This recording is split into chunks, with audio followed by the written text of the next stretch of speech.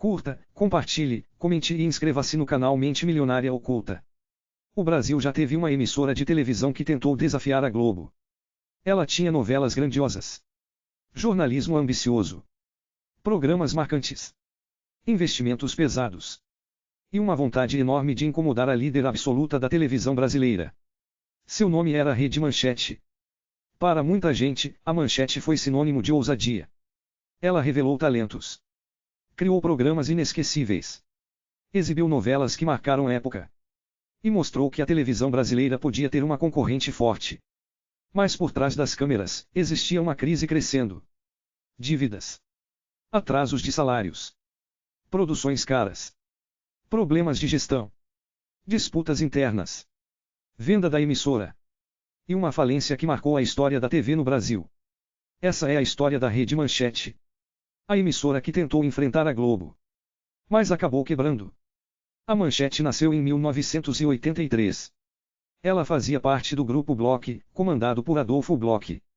O grupo já era famoso no mercado editorial.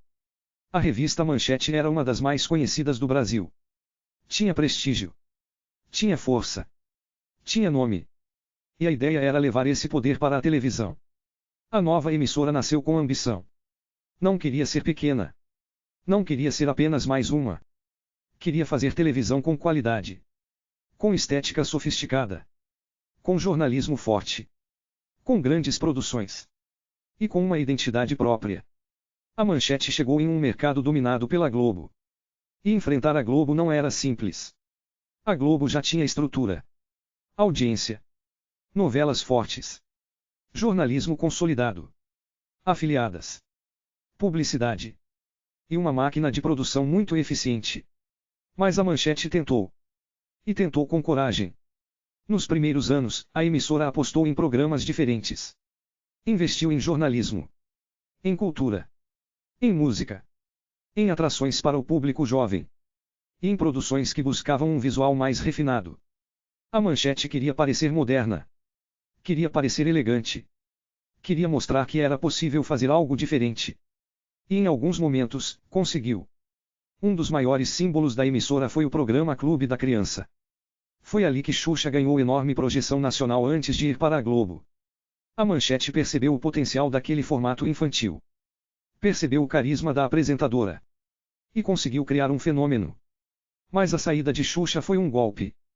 Quando um talento explode e vai para a concorrência, a emissora perde mais do que audiência. Perde imagem. Perde força. Perde futuro. Mesmo assim, a Manchete continuou tentando. A emissora também ficou conhecida por exibir produções japonesas que marcaram uma geração. Jaspion, Changeman, Jiraiya. Esses programas viraram febre entre crianças e adolescentes. Para muita gente, a Manchete foi a porta de entrada para os heróis japoneses no Brasil. Esse era um dos seus diferenciais. Ela arriscava. Ela trazia formatos que outras emissoras talvez não apostassem. Mas a grande virada veio com as novelas. E nenhuma novela foi mais importante para a Manchete do que Pantanal. Pantanal estreou em 1990. E mudou a história da emissora. A novela tinha paisagens lindas, ritmo diferente, fotografia marcante, sensualidade, natureza, mistério e uma narrativa que fugia do padrão tradicional. O público ficou fascinado. A audiência explodiu. A Manchete finalmente conseguiu incomodar a Globo. Por um momento, parecia que a emissora tinha encontrado sua grande arma. Pantanal virou fenômeno nacional. As pessoas comentavam. A imprensa falava. A concorrência observava. E a Manchete respirava como uma gigante. Mas sucesso na televisão é perigoso quando custa caro. Grandes produções exigem muito dinheiro. Elenco, cenários, locações, equipe, equipamentos, publicidade, tempo. E a Manchete não tinha o mesmo fôlego financeiro da Globo. O sucesso de Pantanal mostrou que a emissora podia criar grandes fenômenos. Mas também mostrou o tamanho do custo para tentar competir no topo. Depois de Pantanal, a Manchete tentou repetir a fórmula. Vieram outras novelas. Algumas tiveram boa repercussão. Outras não conseguiram o mesmo impacto. E o problema é que a emissora precisava manter audiência alta para sustentar a estrutura. Quando a audiência caía, a publicidade também caía. Quando a publicidade caía, o caixa apertava. Quando o caixa apertava, os atrasos começavam. E foi isso que aconteceu. A Manchete passou a enfrentar dificuldades financeiras cada vez maiores. Salários atrasavam. Produções eram interrompidas. Funcionários faziam greves. A programação sofria. A imagem da emissora ficava instável. E o público percebia. Na televisão, confiança também importa. O anunciante precisa acreditar que a emissora entrega audiência. O público precisa acreditar que a programação continua. Os artistas precisam acreditar que serão pagos. Os funcionários precisam acreditar que a empresa tem futuro. Quando essa confiança começa a quebrar, tudo fica mais difícil. A Manchete tinha criatividade. Mas faltava estabilidade. Tinha ousadia. Mas faltava caixa. Tinha momentos brilhantes. Mas faltava gestão financeira para manter o brilho. Esse é o ponto central da história. A Manchete não fracassou por falta de talento. Ela teve talentos. Teve novelas marcantes. Teve programas memoráveis. Teve ideias ousadas. Mas televisão é uma indústria cara. Muito cara. E sem uma base financeira forte, até grandes sucessos podem virar armadilha. Porque o sucesso aumenta a ambição. Aumenta o custo. Aumenta a pressão. E cria uma expectativa difícil de sustentar. Nos anos 90, a situação piorou. O Grupo Bloch já enfrentava problemas. A emissora acumulava dívidas. A operação ficava cada vez mais pesada. E a Manchete passou a viver entre tentativas de recuperação e crises constantes. Houve negociações para venda. Houve mudanças de controle. Houve promessas de retomada. Mas nada parecia resolver de forma definitiva. A emissora entrou em um ciclo perigoso. Tinha nome. Tinha história. Tinha memória afetiva. Mas não conseguia manter uma operação saudável. E quando uma empresa de televisão entra nesse ciclo, o colapso se torna público. Diferente de uma crise silenciosa em uma fábrica, a crise de uma emissora aparece na tela. Aparece na programação fraca. Aparece no jornalismo esvaziado. Aparece nos programas reprisados. Aparece nos salários atrasados. Aparece nas notícias sobre greve. Aparece na perda de artistas. E a Manchete começou a perder espaço. Enquanto a Globo seguia forte, outras emissoras também disputavam audiência. SBT.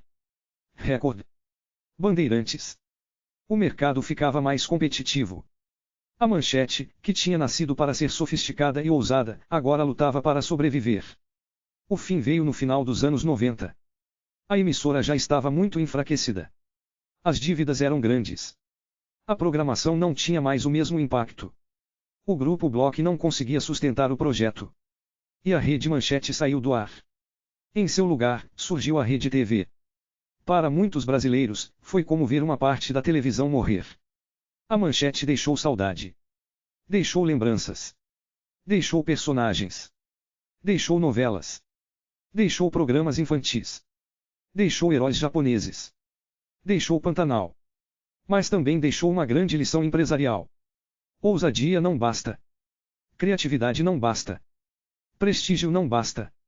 Audiência de um sucesso isolado não basta. Para enfrentar uma gigante, é preciso ter estrutura. É preciso ter caixa. É preciso ter estratégia de longo prazo.